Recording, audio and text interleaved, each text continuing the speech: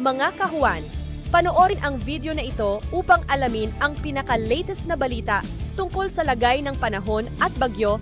Update today.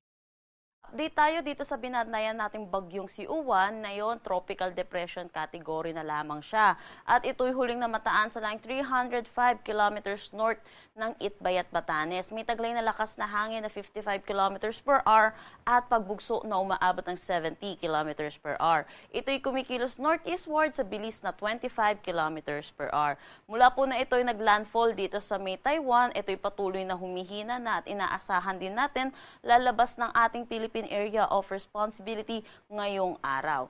Samantala, meron tayong Intertropical Convergence Zone or ITCZ na nakakaapekto dito sa ating Mindanao. Kaya kung makikita natin yung kumpul na kaulapan na ito na nakakaapekto sa Mindanao, ito po yung Intertropical Convergence Zone natin na inaasahan natin. Magdadala po ito ng mga kalat-kalat na pag-ulan dito sa Mindanao at Eastern Visayas.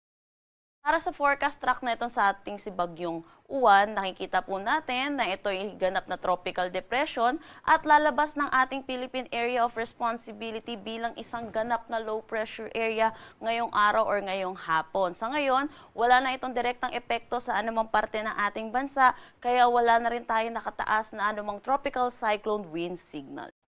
Wala na tayong nakataas na anumang gale warning sa anumang seaboards ng ating bansa.